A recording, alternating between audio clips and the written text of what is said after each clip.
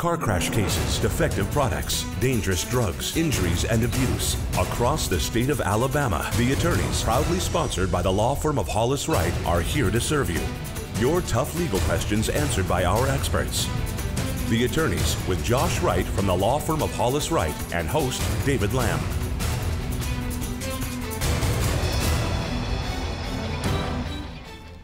Good evening and welcome into the attorneys. Thank you so much for joining us on this Sunday evening. We have a panel of experts ready to deal with the topic of adoption and surrogacy, and would love to have you be a part of the conversation. We try to make that easy for you. You see the information there on the screen all throughout the program for you to contact us. Also, a reminder, attorneys from the firm Hollis Wright standing by right now to take your call. So for the next half hour, a great opportunity to get some great free legal advice. Leading our conversation tonight from the firm of Hollis Wright, Josh Wright. Good to see you, sir. Great to see you too. Hope you're doing well. Doing well. Did you have a good week? It was a good week. Good. You? Excellent week, and you knocked the intro out of the park as usual. Did I? You do such a good job. I try to bring it. Hey, speaking of knocking out of the park, Kayla Schoen, who, by the way, runs a firm here in town called the Schoen Firm, used to be with our firm when she was in law school as a clerk. Right. And now she's knocking it out of the park on her own, doing all sorts of really great stuff. Super excited to have you on the show, and I know you've been on before. Yes. We're going to be talking about a totally different topic, something that's kind of near and dear to your house on the probate side. We're going to be talking about adoption, surrogacy, foster care, and Kayla's got an established practice in that area, and when you're in need of legal assistance in this area, or if you just need general advice on this area, Kayla's a great resource for this. Thank you. So, question I guess anybody would have when they talk to somebody that does this type of legal work, how do you get involved in this? Because I know you've been on the show because you have an expertise in bankruptcy and do some bankruptcy work. Right. How do you go from bankruptcy and then compartmentalize and go over to this? Because this is such a neat area of the law. Well, when you're a solo practitioner, you do a little bit of everything, so I think that's natural. But the bulk of my work is probate work, and here in Jefferson County, the probate court handles adoptions, so it's sort of a natural fit for me. And so you have not only gotten into adoptions, but also into foster care, that type of legal work, as well as surrogacy, which is a whole new area. In fact, I know you and I talked beforehand, and Dave and I did too, kind of getting prepared for the show. I didn't even realize the legal implications in law associated with surrogacy, so I'm kind of excited to be able to talk about that tonight. Yeah, there's a lot involved, and like you said, it's very near and dear to my heart. It was one of my favorite things to do when I clerked at the probate court, was to see the final adoption hearings. They're always, you know, just so nice and emotional, and everybody's there taking pictures, and so it's a fun thing to handle. Well, it makes you smile to be a lawyer to get involved in this kind of stuff. Well, that's good, because not every area of the law is that way. So, all right, let's talk about this. Adoption. There is a significant legal component to adoption, is there not? There is. All right, and is adoption something that you can work through on your own? Do you advise you need to have a lawyer to be able to kind of lead, guide, and direct you through the process? Give me kind of your thought on that. So the initial process of adoption, most people will go through an adoption agency.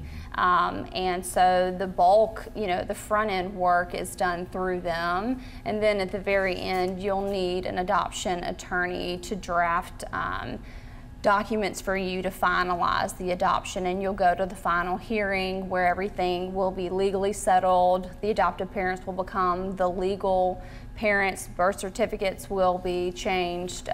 So you will need an adoption attorney on the back end. Okay.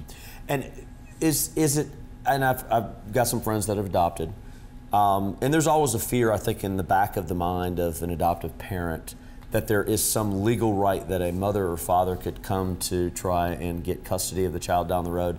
How do you explain that to clients? Because I know that's got to be a question you get a lot. Yeah, and it happens often.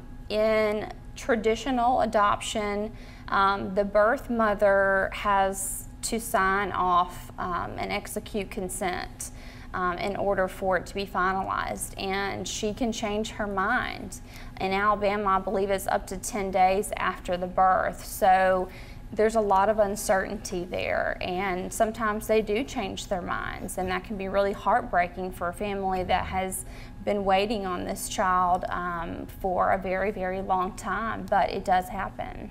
What do you see in your practice most often? Is it adoptions through adoption agencies that are dealing with foreign countries, or is it U.S. Kind of domestic adoptions? What do you see the most that comes to Alabama? It's a good mix. I actually went to a seminar recently hosted by our probate judges here, Judge King and Judge Friday, and they said that adoptions were on the rise, and in particular, foster parent adoptions were on the rise, and even young couples who are choosing to foster children and then ultimately adopt them. So it's a good mix. There's a lot of domestic adoption, but there's still a good bit of foreign adoption. It's just a little bit more difficult because you're having to deal with foreign countries and their requirements and that sort of thing.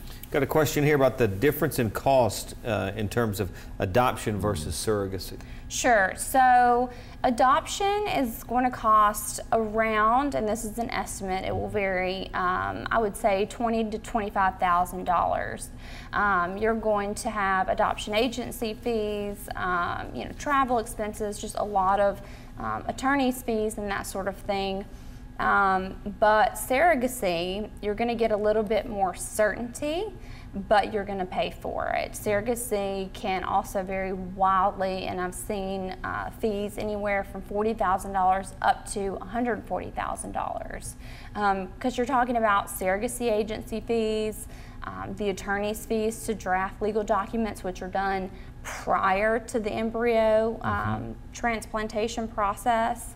And, oftentimes, or most of the time, the adoptive parents will be paying for the expenses for the surrogate as far as hospital bills and transportation and, really just anything that they need. So it can get really expensive, but you have more certainty.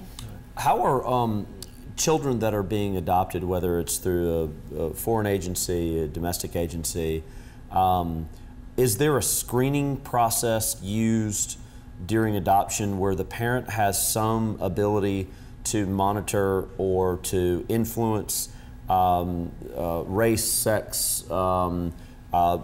background related to medical conditions, those types of things? I mean, is that not that once it's your child that you would change anything you would do, right, but is there some influence that the parent has in that process? A little bit. With adoption, traditionally, you'll approach the adoption agency and you'll have an idea of if you want to do domestic or foreign, maybe gender, you might have a preference, maybe medical history or race, like you said, but ultimately it will be up to the birth mother to decide who she wants to hand over her child to. With surrogacy, it's a little bit more certain. Mm-hmm. Have you heard of, we're about to go to break, yeah. Okay. When we get back, I do want to talk about this because I've heard of these stories, and it's terrible that people would use this at a mother and father's worst moment, but the fraud associated with the adoption process. I'm sure there's some things that you've probably seen and that we've all heard of. Mm-hmm. Just want to see how you can kind of prevent those things moving forward. Talk about that when we come back. We'll do that. Stepping aside for our first break of the evening. As we do so, a reminder of how you can get in touch with us. Would love to have your input. Also, if you follow folks on Facebook as well as Twitter, Hollis Wright is there as well. Just search the term Hollis Wright. You'll find him on Facebook. On Twitter, it is Hollis_Wright. Stay tuned. More of the attorneys coming right up.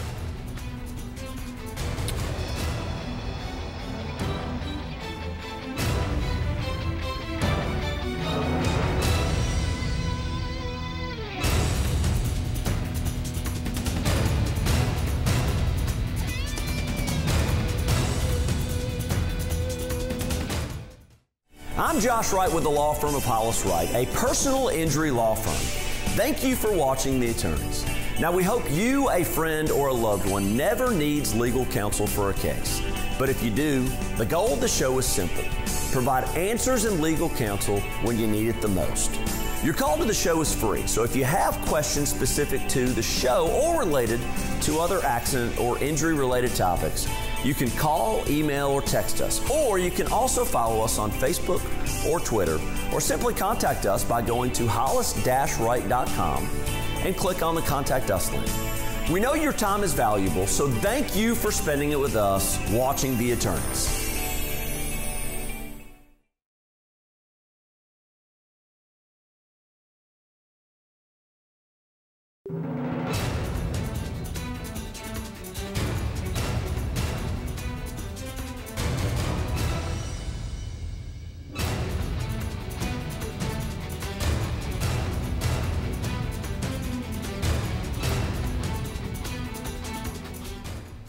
Adoption and surrogacy, the topic of conversation tonight. Appreciate you being with us here on The Attorneys. A reminder, live attorneys standing by right now to take your call. Just pick up the phone and give them a call. Also, as you can see, the information on your screen for you to partake of our conversation and get involved yourself. Josh?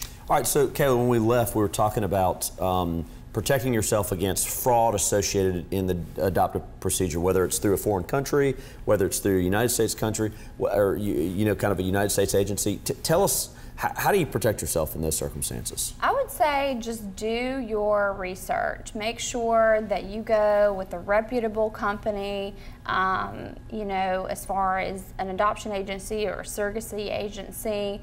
They're also going to have good recommendations as far as adoption or surrogacy attorneys to use. So, do your research. Talk to friends, family who've adopted, talk to people in your church who've adopted, and, take your time and find a right agency and attorney that work for you. Yeah, so important, because obviously you don't want to be at that kind of emotional moment in the relationship of a husband and wife that are trying to adopt and have a really bad experience with it.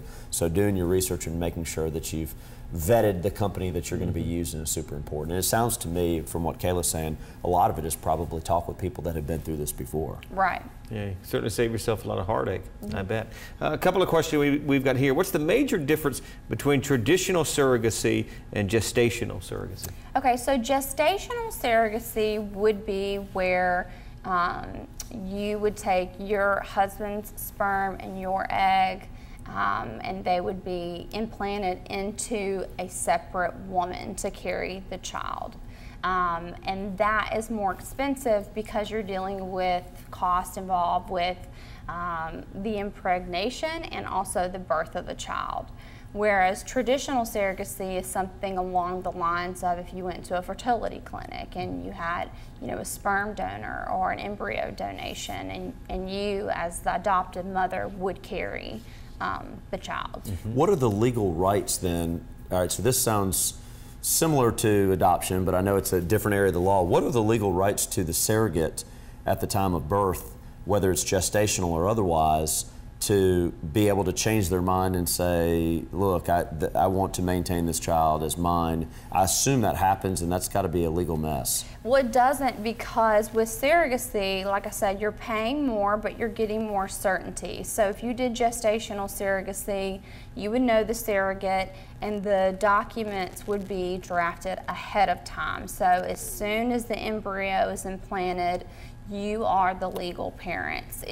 They have no rights. Usually, they don't have any genetic ties as the carrier, and they don't have any legal ties. So as soon as the embryo is implanted, that is your child.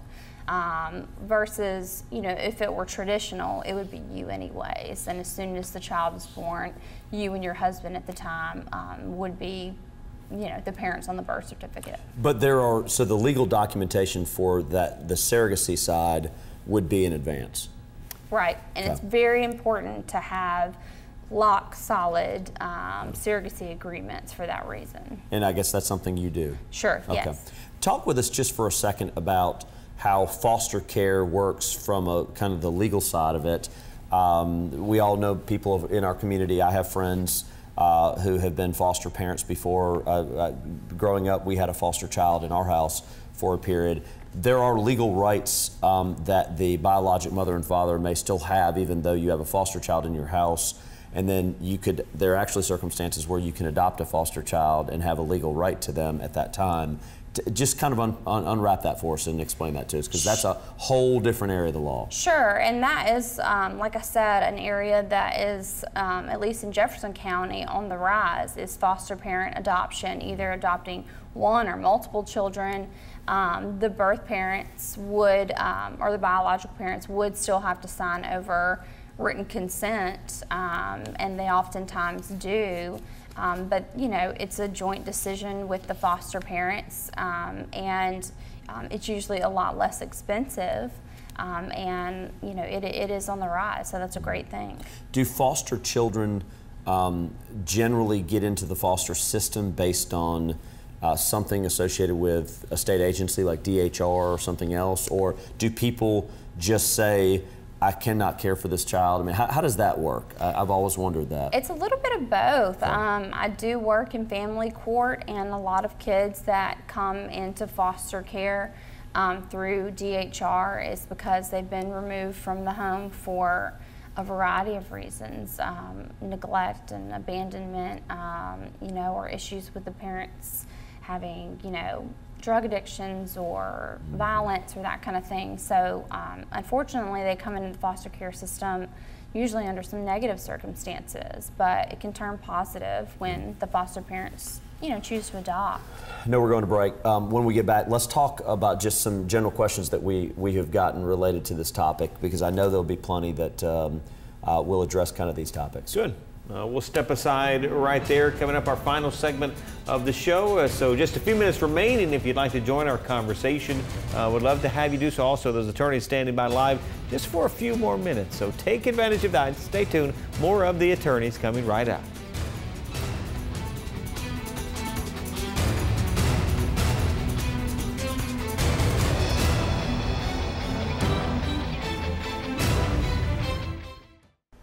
I'm Josh Wright with the law firm of Hollis Wright. Now, serving on a jury can be confusing because there's some information that the attorneys in the case aren't allowed to tell you. And in wrongful death cases, it might surprise you. In tonight's Legal 4-in-1, we're answering the question, what evidence is allowed in a wrongful death case? That's a case where one person's conduct caused the death of another. A wrongful death case is a civil cause of action for someone's death where money damages may be awarded, not jail time. In these cases, a lawyer can only talk about punishing and deterring the defendant for causing the death. That leaves out a lot of information about the person who died, including how that person's death has affected his family and his community. The reason lawyers only talk about punishing and deterring the defendant in these cases is this. In a death case, at the end of the trial, the judge will read a jury charge which says the following. The damages in this case are punitive and not compensatory. Punitive damages are awarded to preserve human life, to punish the defendant for its wrongful conduct, and to deter or discourage the defendant and others from doing the same or similar wrongs in the future. This means that in Alabama, lawyers cannot talk about how great the loss was to a person's family or friends for that death. They can't talk about lost wages or the financial impact on that person's family. Lawyers can't mention how much that person loved his wife, kids or grandkids, or what it would have meant to walk a daughter down the aisle, for example, in her wedding. In short, lawyers cannot talk about all the things that a person who died at the hands of another missed out on in his own life. In Alabama, the legislature said you can't put a value of someone's life. So as lawyers, what we can do, the only thing we can do, is ask that the defendant is deterred and punished for the wrongful conduct that caused the death in the first place. We can ask that the jury send a message, a loud message, to prevent such types of death in the future. For example, if a truck driver caused a crash where someone died, the jury can send a message by making the truck driver pay money damages. The hope is that other drivers will be discouraged from the dangerous conduct that caused the death. As attorneys, we often wish we could submit more evidence to the court about the person who died, but unfortunately, we can't. If you are ever a juror on such a case, please keep in mind what I've told you today about wrongful death cases. Remember, your call, email, or text to the attorneys is free. All of us at Hollis Wright want to help answer your questions on real issues you face. A competent lawyer will respond to every question you send in. That's our pledge and promise to you.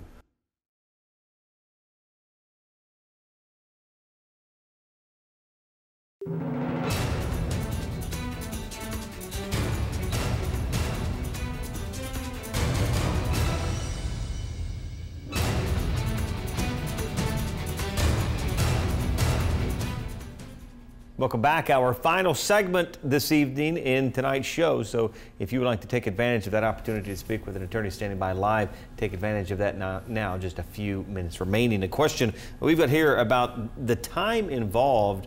It does seem like a complex matter, but also something you don't want to rush into or through. So what's kind of the time frame that's average for this adoption process? Sure. So I tell most clients to expect a minimum of 18 months. And I know that is a long time, and it may not be different than trying to have a child the traditional way, because you may try for a while and then you still got the 9 months. But there just is a lot of time involved as far as going through the adoption agency, the matching process, the birth process. So you know, you have to be patient, and that can be difficult because by the time you've made that decision, you're ready to be parents. But I always sort of emphasize that up front, that this is a marathon, not a sprint. So you see these people on television and celebrities and folks like that appear just one day, boom, we adopted another child. Right. That there has to be this has been in the works for a long period of time. Yeah, I can think of one celebrity off the top of my head, and I love her to death, and she's been publicized a lot recently for having recently adopted, and I think the article I read said she did it in 5 months, and that may or may not be true, but that's not the traditional time frame. If somebody is interested in getting involved, because I know that a lot of churches and other organizations are promoters of foster care and those types of things.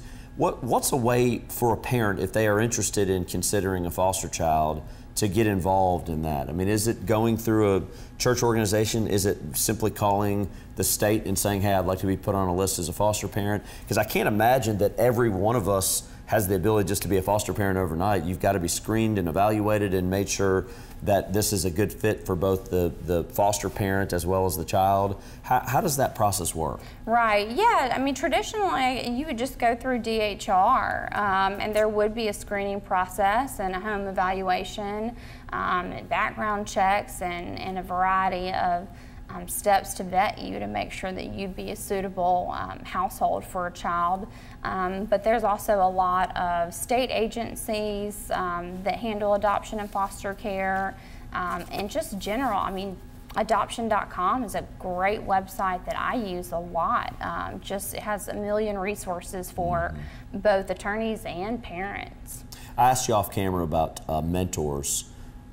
Because I know that we all in the legal world have used mentors over the years to help us ascend to a higher level as a lawyer. I know you've got some mentors that this is one of those areas of the law where you almost have to have somebody that can kind of lead, guide, and direct you through the process so that you learn it. Yeah, here in Jefferson County, there are really a handful of attorneys who years and years ago started doing adoption practice and have built their entire practice on that and have 30, 40 plus years under them. And so I definitely go to them with any questions that I have. One of the things I found interesting, just getting prepared for the show, is surrogate women that decide to be surrogates generally, other than their costs associated with having a child, are not necessarily compensated. Right. Most of the compensation is involved with their expenses for carrying the child. And like I said, that can range wildly. I mean, maternity clothes, medical bills, hospital visits, transportation, and then you have to think of when the birth happens, is it going to be natural? Is it going to be a cesarean? Those costs can vary, but normally it's paid on a monthly allowance basis, and it's arranged between the parents and the surrogate.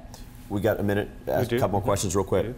All right, so if I'm a husband and wife, I'm just not ready to go down the adoption route, and I'm interested in a surrogate, are there places, are there state agencies, are there ways to find surrogates, or is it literally just word of mouth? How does that, I know that's kind of a weird question, but how does that work? Because some people want to have biologic children and need a surrogate to carry that child because they've had trouble having children. Right. How do you find that person?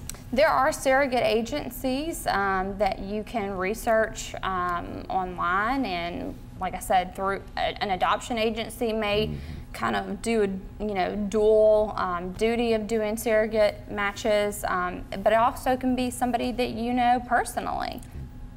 That's interesting, because you think about that and you're like, first of all, I think this area is fascinating, not just legally but socially, the way that we have the ability. I mean, you think about things like this as a lawyer, and you realize that there's a whole legal side to this, to make sure you've dotted the I's and crossed the T's, to make sure you're totally protected if you're going to be the parent that has adopted this child or a surrogate. But there's a whole social side to this too, which is a really amazing area to look at. Yeah, we're just about out of time.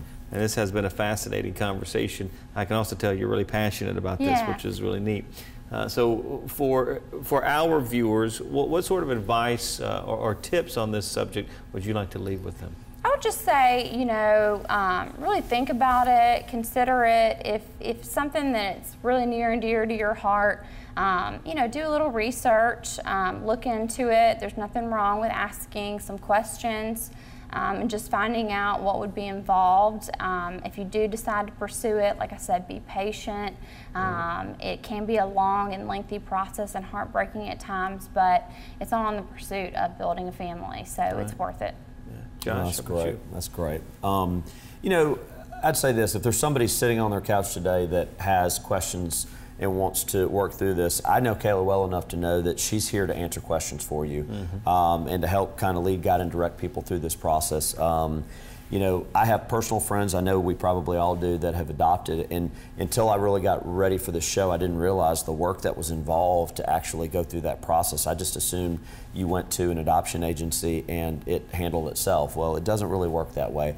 And if you find yourself in this circumstance and you're interested in surrogate, having a surrogate or through adoption, Kayla's the type of person that you want to go to. And if you don't remember Kayla's name, call us. We'll get you to Kayla to be able to answer questions, because I do think it's super important to make sure that you are with somebody not only that is compassionate and also passionate about it, somebody that understands the law and can really walk you through it to make sure that you're not making a mistake where in the 13th hour something goes totally different than you expected. So first of all, thank you for not only being on the show, but being a part of this area of the practice, because I think it's a very admirable area of the law. Thank you. Very cool it's very stuff. fulfilling. Very cool. Well, thank you both for being with us. Good to see you again, Kayla. Good to be back. Yeah, we'll have to do it again. We thank you as well for being with us. As always, thanks so much for the time as we wrap things up here. How you can get in touch with the firm. We thank you again for being with us. We'll see you next time on The Attorneys.